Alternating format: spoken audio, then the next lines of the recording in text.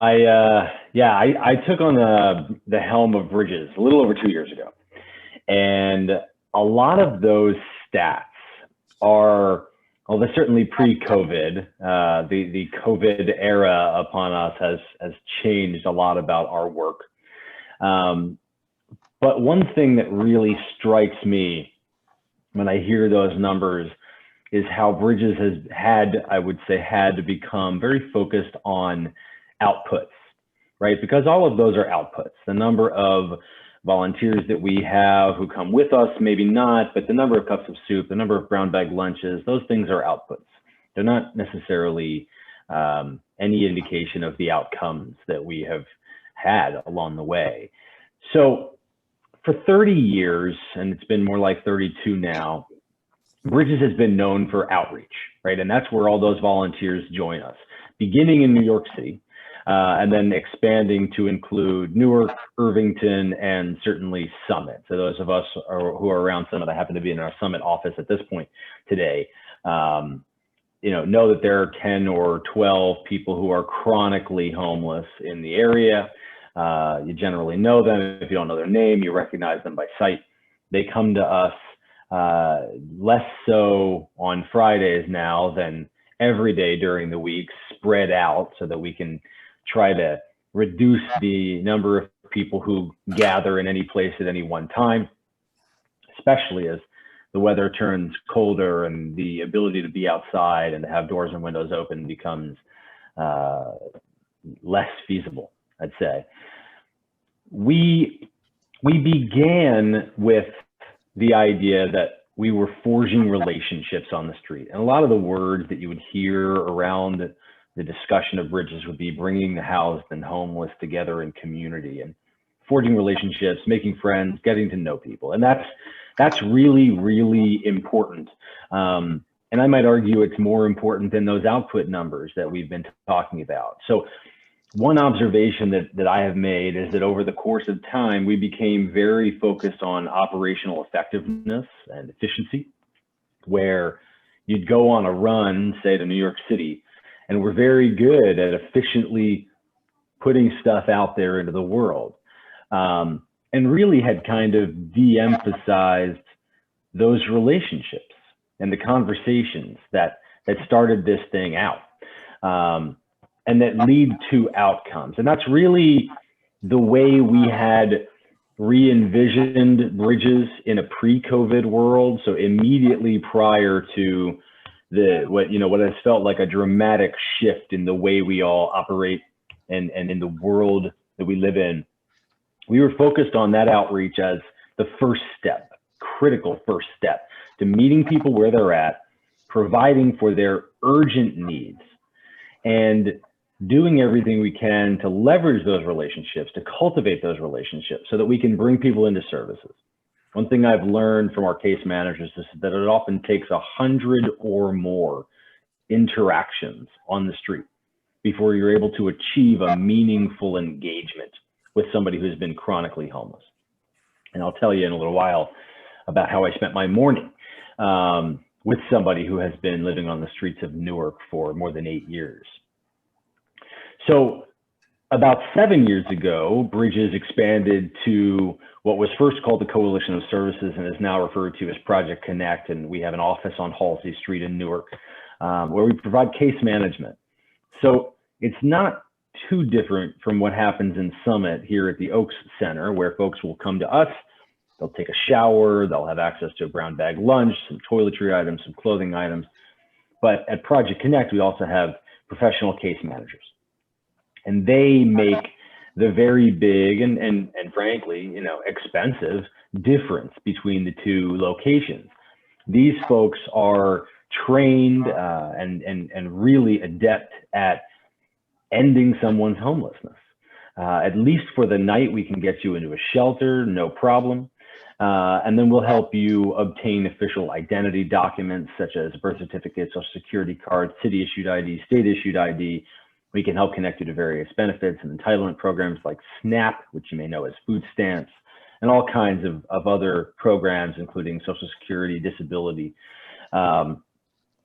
Sometimes we're able to prevent a household from becoming homeless. So if a household is, for example, 3 months behind in their rent because some crisis hit them, but they have enough income to maintain, they're just not able to get over that hump of that 3 months in arrears. You know, if they meet all those qualifying criteria, we're able to use certain funds to pay that back rent to just keep them going and prevent them from entering into homelessness. So that really, one person at a time, one household at a time, is successfully ending homelessness. But as you may know, Newark, New Jersey is the city in our state that has by far the greatest number of people experiencing homelessness. The most recent point in time count that was released indicated that there were more than 1,800 people experiencing homelessness in the city of Newark. That's about 86% of the number of people experiencing homelessness in all of Essex County, and about 20% of the state's homeless population, all by itself. The number 2 county behind Essex was Hudson County with fewer than 1,000. So Newark is, again, by far the city with the greatest need when it comes to people experiencing homelessness. So we've continued to lean into homelessness in Newark. And one thing that we know is that homelessness is not, in fact, an intractable problem. It's something that we should expect to always deal with. Bergen County, New Jersey was actually the first community in the nation to achieve what's called functional zero for chronic homelessness. And they did that utilizing a continuous improvement model that is called Built for Zero. And it was created by an organization called Community Solutions. So pre-COVID, Bridges has basically a 3-legged stool programmatically. We have our street outreach in several cities, and we include Summit in that, even though the street outreach looks a little differently. More often than not, the folks come to us. We have case management, and we have systems change. So for systems change, we are leveraging that same process called Built for Zero. We are the lead agency for what's called the Newark Essex COC, and the COC is the Continuum of Care, right? So the various agencies who are dealing with different elements of this world, you know, whether they're a shelter provider or an outreach agency, or they do case management, or perhaps they do case management for a specific subset of people who are experiencing homelessness, such as those who are HIV positive or LGBTQ or seniors or what have you, right? The mentally ill. There are all these various subsets that some groups will specialize in because of their funding sources, and they'll focus on them. So this continuum of care comes together with regular frequency and with a hierarchical structure that's dictated by HUD federally to deal with homelessness. So what we've done is taken up the mantle of working with the COC, the executive board, and the various subcommittees on this continuous improvement model to help the very system meant to deal with homelessness evolve. Actually, I will, if you'd like, I can show a quick presentation here that just shows you, hopefully everybody can see my screen. Yeah. So this is what's going to be the sort of, you know, 4-pronged approach to ending homelessness. Our street outreach, our case management, and our systems change I talked about. And the next iteration, which is not something that Bridges has done yet, is providing permanent supportive housing. So I'll get to that in just a second. But the street outreach is really focused on meeting people where they're at, providing for those urgent needs, and evolving that opportunity there, that access, that really unique access that we have to the people who are experiencing homelessness by leveraging this HMIS, this Homeless Management Information System, and adding to the knowledge base, right? Not rocket science, kind of obvious, politically can be challenging to get the system to be designed the way we want it to, and to deal with who has access and who is contributing to this system. But to develop a by name list of every single person in a community who is seeking these kinds of services, to understand specifically what elements of that service they need, and to be able to make those connections and to keep track of those connections and the referrals of those connections, That's really being able to take this crazy system of all these disparate entities and wrap your arms around it, right? To be able to control it better, to be able to understand it better, and to have better outcomes for these folks, because it's not just all about the number of touches or the number of entities that are in the system. It's about what are we doing for these folks, right? And to keep track of those service connections. When you get into the case management, there's a lot that we do. So leveraging, we assess their needs holistically, leveraging that HMIS, understanding where their needs are, where they're coming from, tracking those connections, dealing with the shelter placement, and eventually the housing placements. This is the work of successful case management. And unfortunately, or fortunately, depending on how you look at it, the case management doesn't stop with the housing placement. If you've got somebody who's been on the streets for a decade, they're going to need your help long after you've given them the keys to an apartment. And of course, they're starting off like anybody starting off. They're starting off with nothing. They might be given the keys to an apartment, but they don't have any furniture, any housewares. It's like sending somebody off to college for the first time. They need all that stuff. Their first apartment, you need all that stuff. Not too different. The systems change. Really, we lean into every single subcommittee, and we help them to sometimes make very, very small changes to the way they work. Sometimes they're bigger changes. And the example I have here is the Veterans Subcommittee. Right now, the Veterans Subcommittee of the Newark, Essex Continuum of Care only works with veterans who qualify for SSVF, or supportive services for veterans families, which you have to qualify for. And if you don't have an honorable discharge, if you have certain criminal backgrounds that might disqualify you from them, then you're not on their radar at all. And you can't end veteran homelessness until you've got all veterans in that equation, regardless of their discharge status, regardless of their criminal history, right? So that's kind of a big change, opening up the way they work. Right, so that's just one example of how we work with the different subcommittees.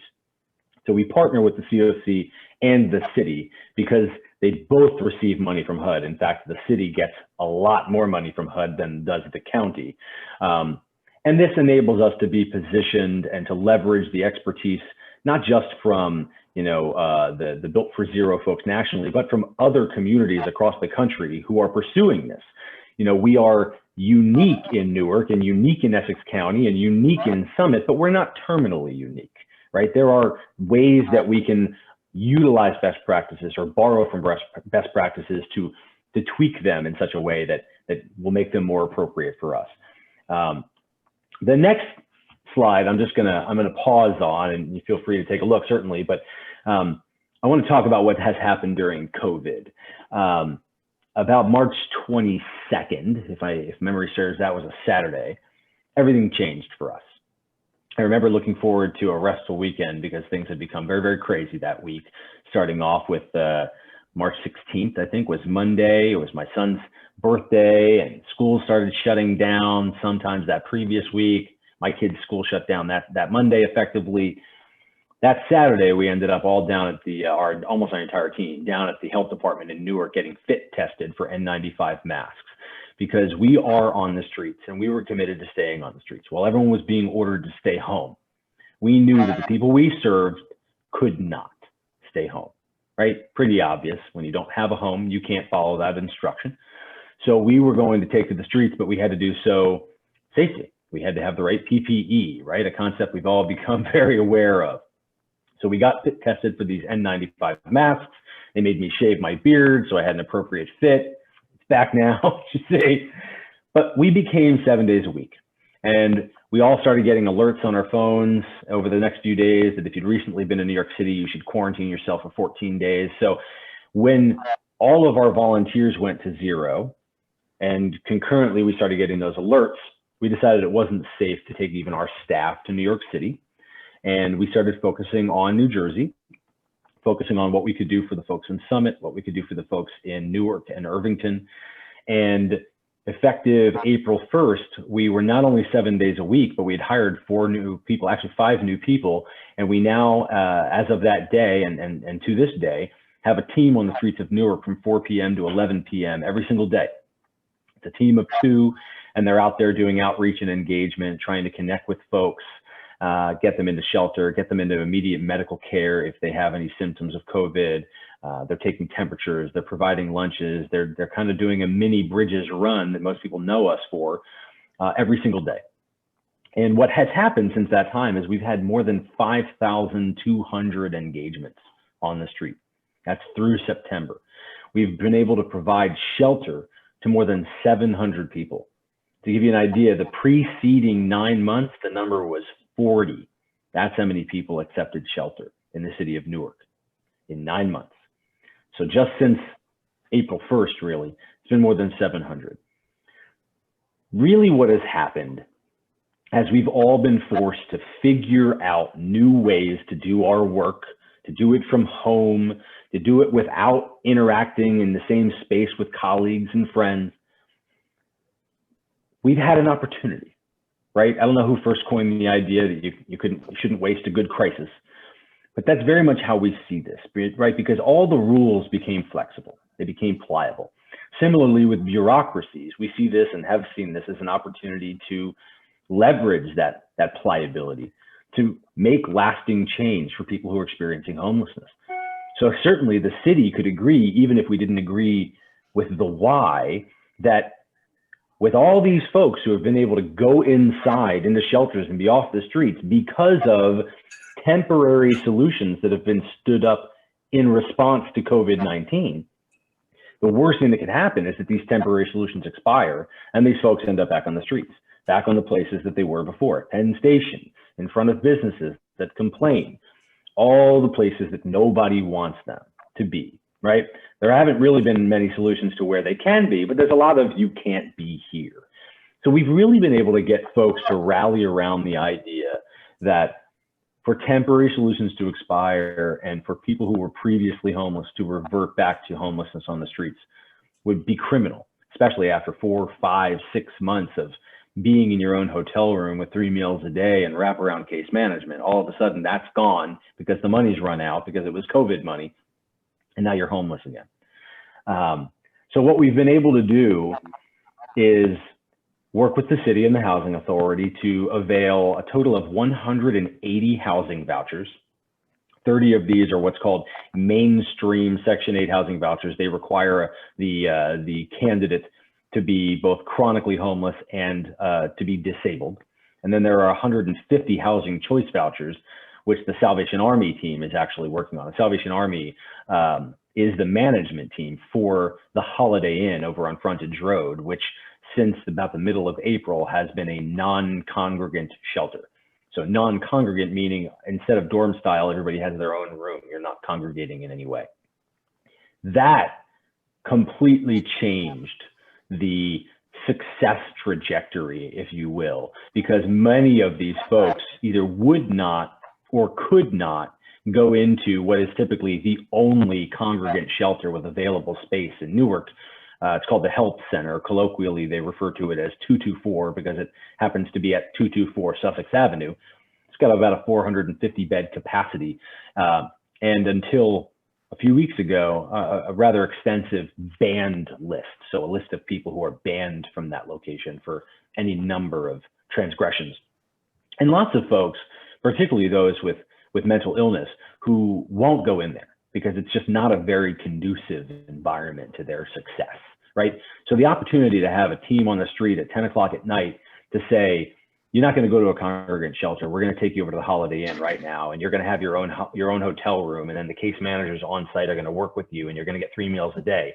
Completely changed everything, which is a big contributor to why we've had so many shelter placements during that time. And now the next iteration, this permanent supportive housing effort, is an opportunity for us to create a sustainable model, which is so important. And my nonprofit colleagues out here will appreciate this, I'm sure, because other than that, we have to raise every single dollar that we're going to spend every year, right? All these case managers, all this effort, it's very labor intensive. It requires people, and it requires us to sell that and to raise those dollars every year. It's become a rather difficult time to raise money in the COVID era. Everybody's dealing with lots of things. And if we are to to successfully do this, and right now, I mean, it's a challenging process, but we're working with the city to get them to agree to A, partner with us, B, request 100 housing vouchers that they will then assign as project-based. So the difference there, and I realize I'm getting a little bit into the weeds, but it's important. A tenant-based voucher stays with the person and they could move, they could go wherever they want. A project-based voucher stays with the unit. And in order for us to, our project to have long-term sustainability, we need these to be project-based vouchers because we need ongoing revenue, right? A funder would be pretty happy with the idea that they're providing seed money, startup money for something that then has a sustainability plan. They're not going to alternatively fund something in perpetuity, right? They're going to walk away after, probably 3 years max, right? Usually, at least in my experience. So this enables us to raise money for this effort, even if it were a ton of money, even if it were 10, 15, $20 million, it's money that never has to be raised again, because the voucher revenue not only enables us to sustain the housing for those folks, but enables us to sustain paying for the case management services and the expertise that has to be on site at all times, thereby creating a sustainable business model and adding, and this is important for them being project-based vouchers, adding to the housing stock.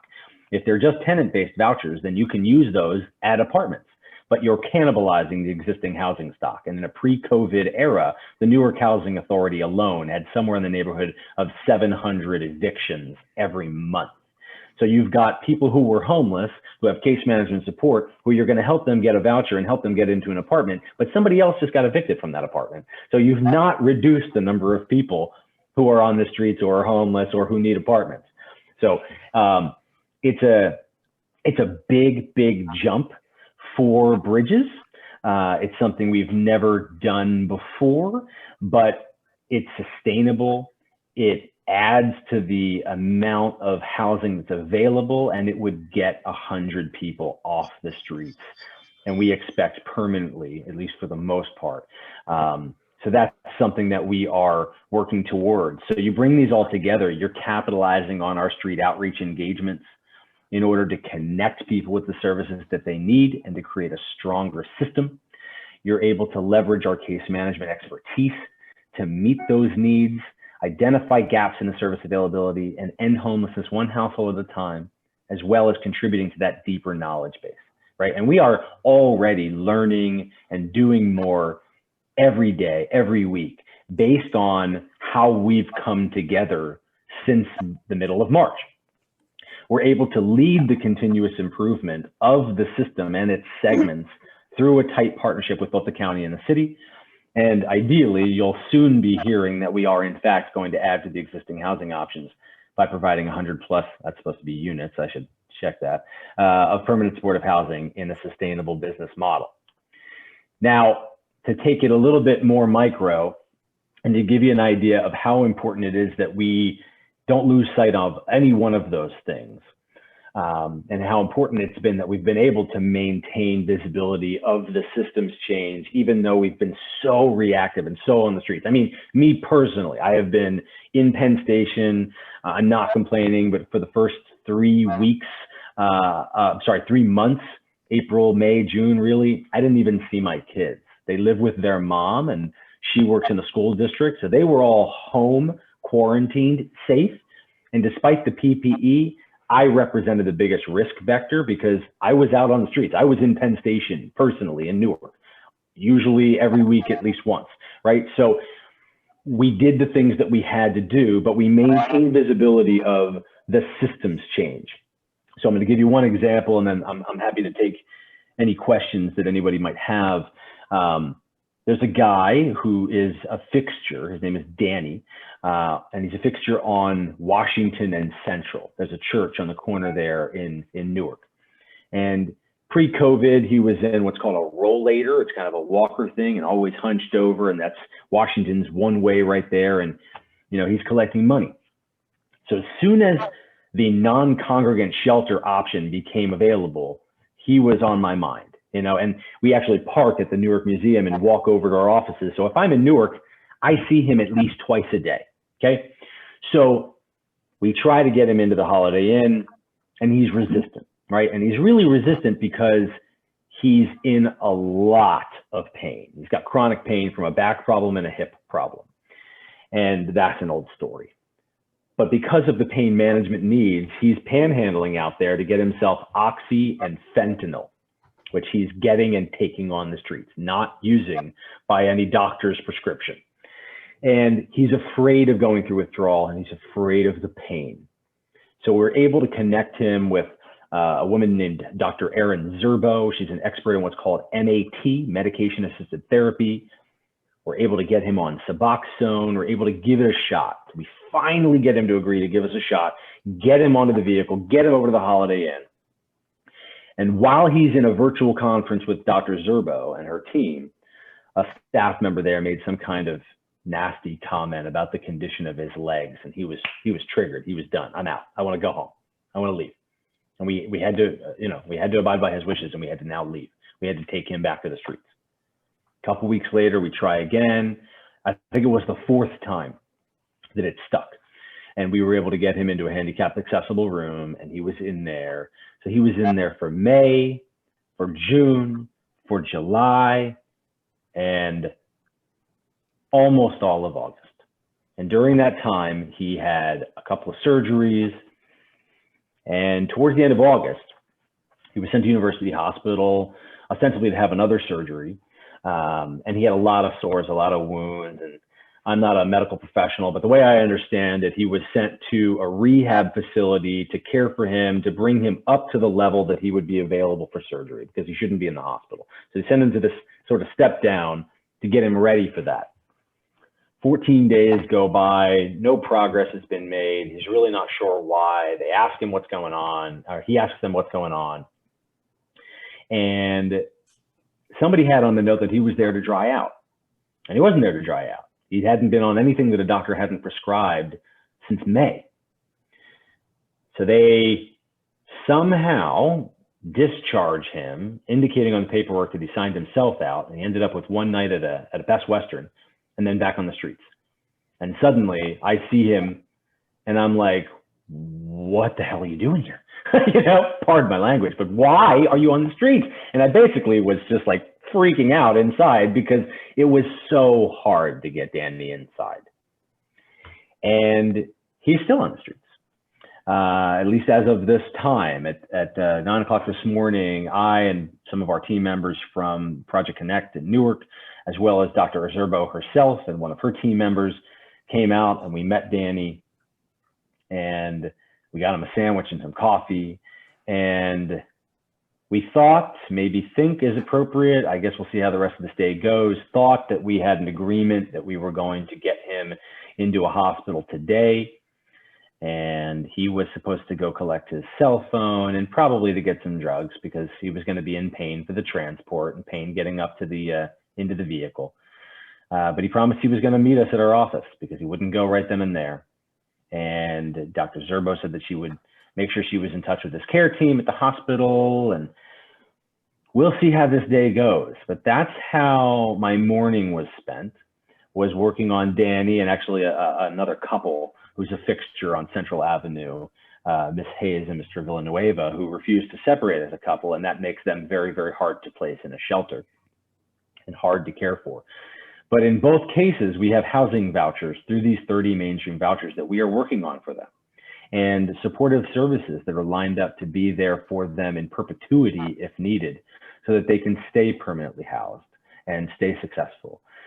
And it just, for me, is an example of how important it is that the system be fixed, that the care is tightly coordinated so that people don't fall through cracks, and that we as a society can decide that we're going to see people differently, that decide that we're not going to see a person who's experiencing homelessness and judge them as though they are a product of their own bad decisions. Like it's that Horatio Alger, pull yourself up by your bootstraps, that if you did all the right things, you'd be fine kind of thing, that I think has a lot of people judging people.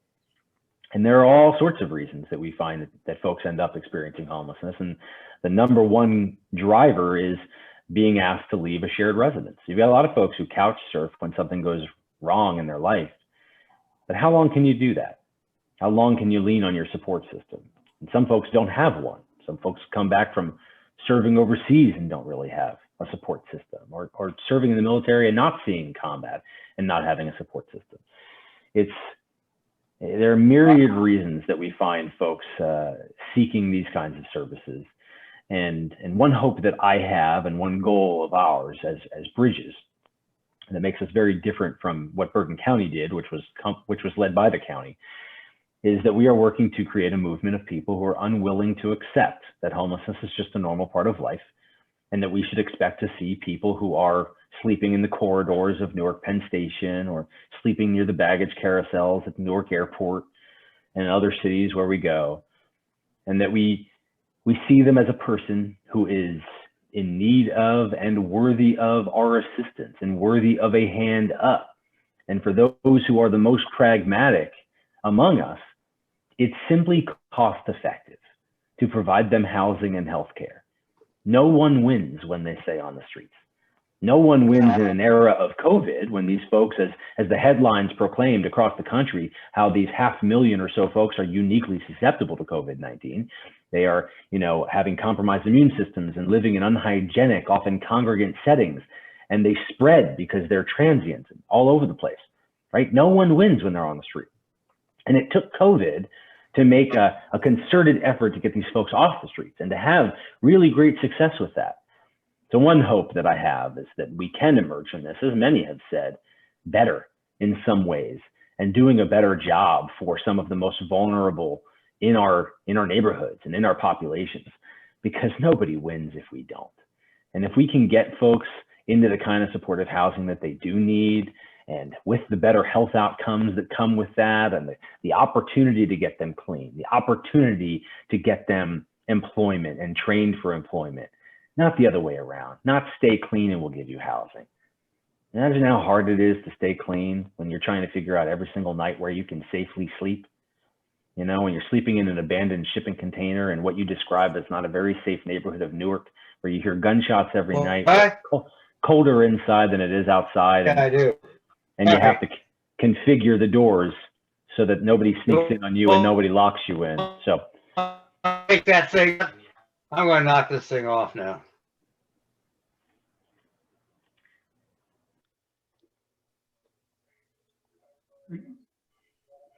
Richard, you're muted. Someone has muted. Yes, I was muted by the host. That was basically the end of where we are today. I appreciate you listening and inviting me here, and I'm happy to take any questions there might be. Yeah, my apologies for that. I was trying to mute some of the interruption that we were getting, and my computer was slow. So no problem. I didn't know if I hit a time limit. I was like, all right, I'm muted. I'm done. Not at all. You were great. I was just trying to mute some of the background noise we were hearing, and my computer lagged. Yeah. So I apologize. No worries. No worries.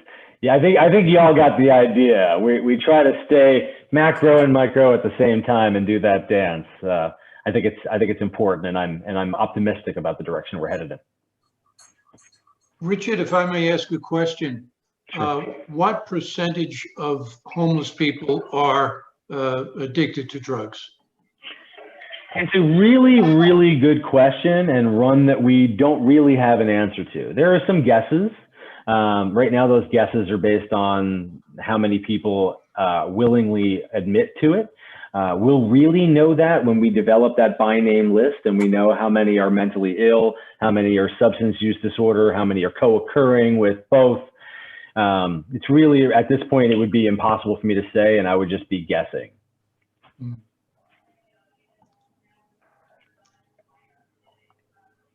One thing that's interesting that I've learned, because mental illness we often hear about as being very prevalent among the homeless community, which is not really much of a thing. There are people who are experiencing homelessness.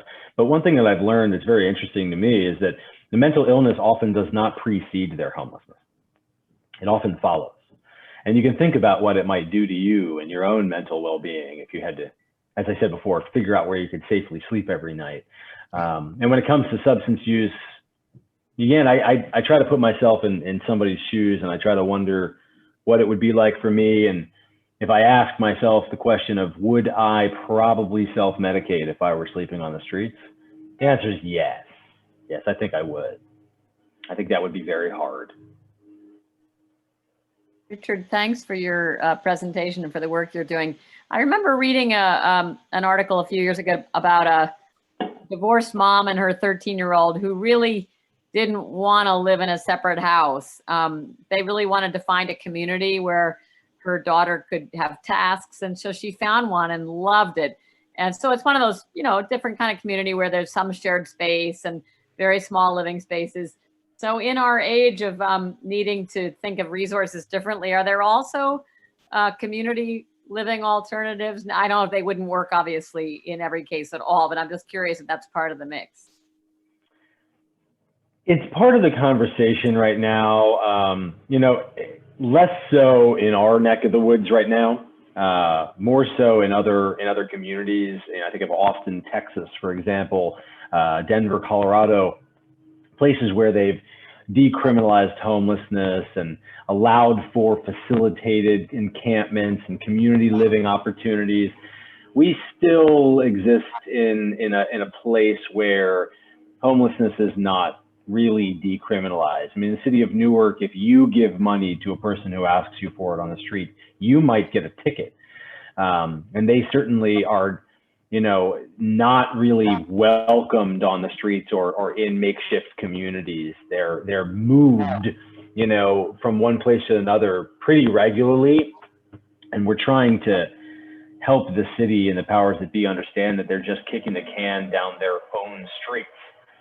You know, there's a lot of, and I kind of alluded to this before, there's a lot of you can't be here, but there isn't any here's where you can be, right? So it's part of what we're trying to create in this permanent supportive housing solution is some sense of community, because one of the things that I'm wrestling right now is in the creation of this, and I apologize, there's lawn mowing going on outside my window. In the creation of this, how do we prevent the daily hangout near Penn Station? You know, there's this little street where the taxis line up on Alling Street, and a lot of folks like to hang out there, have drugs, have sex. I mean, it's crazy, really, what happens there right on the street in broad daylight. And a number of those folks are actually not homeless. They're actually housed, but this is where they hang out. This is part of their community. So how do you create an alternative to that is better for the community at large and give them that sense of community and communal living? It's something that we're trying to borrow from best practices from across the country. Thanks.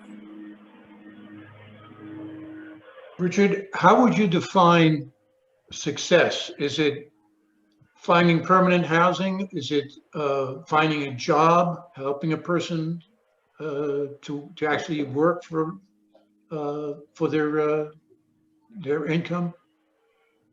Yeah, that's a great question. I'm gonna start macro and get more granular. From a macro perspective, I define success as objectively and sustainably ending chronic homelessness. I do not think that I will be able to prevent all homelessness from ever occurring, but I do believe that we can create a world in which if you fall into homelessness, if you find yourself experiencing homelessness, that experience is both rare and brief. So Bridges, doing street outreach in certain cities for 3 decades, success is not having to do that in that city anymore. For a person, it depends very much on where they're coming from. So for example, what we are pursuing right now, these 100 units, these are going to be folks who are chronically homeless and disabled.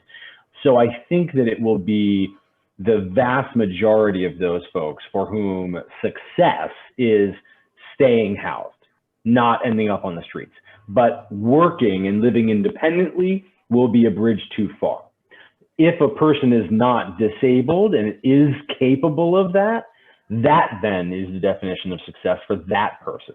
And we've had some experience. Last year in 2019, we worked with 10 housing vouchers. all of those people, they actually ended up all being women. All of those women are living independently, working, successful. We stay checked in, right? And we connect with them regularly. With this, we propose to help the most challenging cases, the folks who are regularly getting kicked out of shelters for their behavior, for, you know, sometimes it's behaviors that look like substance use disorder that's actually mental illness in some cases. And, you know, so it depends. Certainly, you know, my ideal would be that they're all now independent, functioning, contributing members of society.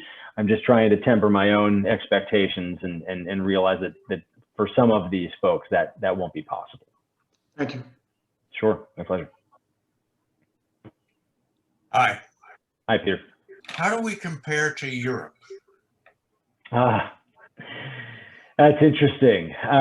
Well, I don't know that I can speak to it broadly, but in some nations, we've got, I mean, for lack of a better term, a more socialist approach. So typically, the way it looks, and this is true also from my past life in food banking with the Community Food Bank of New Jersey, it's that these things don't exist very much because the government takes care of these folks. When I talk to folks in Asia, in China, for example, they will say that we don't have any homelessness because they expect and really require the families to care for any member of their family who can't care for themselves. There may still be people on the streets, and you may see them on the streets, and they may even be begging for money or begging for food, but as far as the government's concerned, they're not homeless. In the UK, or I guess it's a bit closer to us, you know, there are some more cutting edge, tiny homes and villages and shipping containers being created to help establish communities for people who are experiencing homelessness. So I know there are food banks and things like that in that nation. But yeah, for the most part, these are things that the government takes care of. And one of the things that seems to be, you know, our space in the US is we seem to exist, at least the kind of not-for-profits that I've been dealing with, we seem to exist in the space where the market's not interested and the government's not capable, right? So we are trying to bridge that gap and create sustainability in a space where the government's not doing it and they don't seem like they have the capacity for doing it. Richard, can you remind us of the name of this new program that you've had, this sustainability program for the first time that you're optimistic about? Well, it's a permanent supportive housing venture. So we really don't have another name for it yet, like Bridges Home or something. But it's permanent supportive housing. It's housing first, which is important. The housing first model. I think about it like Maslow's hierarchy of needs, right? When I was spending 17 years dealing with food insecurity, you had parents who were constantly trying to figure out how to feed their kids. And if you're constantly trying to figure out how to feed your kids, you're going to constantly be trying to figure out how to feed your kids, right? And if you're constantly trying to figure out where you can stay at night, that's going to be your perpetual, you know, daily ritual. So with this, you don't have to stay clean. You don't have to, you know, always speak to everybody with respect. We're going to work with you on that, but your housing isn't contingent on that. Right now, every single shelter spot that is available to these people is contingent upon all of that. And in many cases, it's contingent upon you proving that you've had a recent negative COVID-19 test result, which is not entirely legal, but they're doing it. It's a very different approach for Newark and for Essex County, for the most part. So we're really excited about doing the harder work. As some of our team members reminded me last week, this is very much a be careful what you wish for, you might get it kind of situation because of all the hard work that we're doing right now to get this to happen. If we get the green light, it's going to be a whole other ballgame. But yeah, it's a housing first, permanent supportive housing model. And I hope that very soon, maybe even before the end of the calendar year, you'll hear that we're trying to raise sums that Bridges has never talked about before in order to make this a reality. Okay, so it's dependent on raising the money for it, and Oh yeah, very much so. I mean, look, happen we- when are you aiming for, next spring or? 2021, so this all started because in Denver, the Colorado Coalition for the Homeless created something called Fusion Studios. It was a former hotel that they turned into 139 what they call micro apartments of permanent supportive housing. And our original idea was that in this world where it's not really great for hotels and travel isn't really happening, business travel's largely suspended, that we might acquire a hotel for a song and convert those into permanent supportive housing. A number of the hotels that we've proposed to the city are in locations that they do not deem ideal for this kind of permanent supportive housing venture. So we may be starting from scratch, and that will significantly alter the costs and our approach to it. It would actually be more cost effective to start from a pad than to acquire and renovate. But either way, we are putting the pieces together and having weekly meetings with different elements of the city to get them to decide to work with us on this, because we are untested. And I admit that freely. I have never developed permanent supportive housing before. We have numerous people on our team who have, including Richard Brown, the former CEO of Monarch Housing, who's one of the state's great experts in this. So we're grateful to have him on our team. So we have people who know how to do this, but it will be a first for Bridges. Richard, can you hear me? Yes, I can. Okay, didn't know if I was on or not. Yeah, obviously Bridges has come a long way from the brown bag program under the few bridges on the East River. It's just amazing what you're doing. But what strikes me as a city planner and someone coming out of the housing business is the unfairness of 564 towns, municipalities in New Jersey, and Newark being one city of maybe 275,000 out of 9 million people bearing this burden.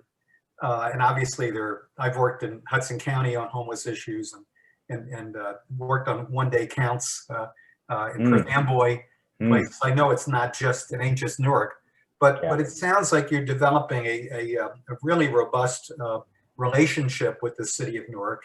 And I sense that with the current mayor, Ras Baraka, and the energy that's coming off redevelopment in the city. I know there was a conference just this past Thursday and Friday. I don't know if you participated in it, the New Jersey Spotlight, and a whole series of organizations did to work strictly on city's problems, and specifically in Newark, that there's a synergy there. And I know that the New Jersey Transit is envisioning a major new development around the train station. And they're never going to pull that off if it's a homeless shelter, de facto daycare homeless program. So there are lots of institutional opportunities, the Port Authority at the airport, et cetera. But the unfairness of Newark bearing this kind of burden, and 464 cities, or let's say 455 cities, looking the other way at the problem, and creating this noose around the city of homeless people, and then the tisking about Newark, that Newark is stepping to the plate, and you're obviously a great partner to work with them. But it strikes me that the synergy between good political effort, and what's going on in Newark impresses me in so many ways. Well, the institutional capacity of that city, whether it's Rutgers University and on and on and on. But you're obviously a key player. I wish you great success in this. You're taking on an enormous burden, and I think about starting with with a few volunteers in the summit and Brown making the trip on a weekend. It's a whole new ball game, but the timing is right. This is a crisis that can't be wasted. You're absolutely right. You are so right, and you sound like you could be a member of the city administration. I mean, the unfairness is palpable, and one of the things that's really I think a contributing element to how important it is that we follow this continuous improvement model is that those communities that have successfully done this, that have successfully developed a by name list, that have been able to quantify all these various elements. How many are substance use disorder? How many have mental illness? How many have co-occurring comorbidities? How many have this? How many have that? How many are veterans? How many are men? Et cetera. That quantification that is currently impossible completely changes the community's ability to get support from HUD. Newark is constantly talking about how they do not get their fair share based on what they're dealing with. And they're totally right, but they'll never get their fair share until they can prove it, until they can provide the data. And the point in time count is scratching the surface, right? It's like, yeah, we know it's about this, but when, and I've talked to the people who provide the reports and the funding proposals to HUD, having that, what they call a quality by name list, changes everything. And they're using Tableau to do visualizations of the data. And when you can provide that to HUD, you can basically write the check, right? Because you're going to get what you need because you've got the plan, the process, the approach. You've got the quantification of everything that's going on in your community.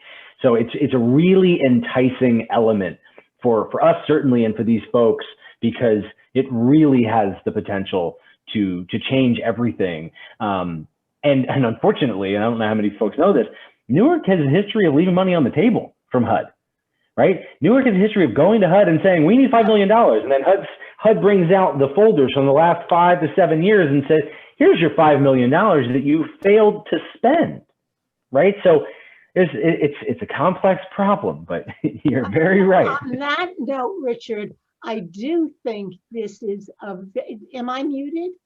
No. No, good. I think you've done an extraordinary job in helping us understand the complexity of homelessness in a city like Newark and in other cities as well.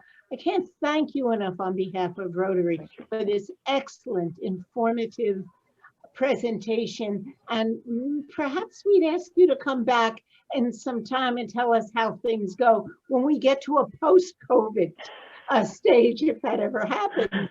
So thank you again. May I- Thank you. May I add, Rosalind? It's a wonderful presentation, but one that offered hope. I do I hope think so. that's a good point, Peter. You did offer hope, and your enthusiasm is infectious. And Thank you. we thank you for that greatly. Yes, indeed.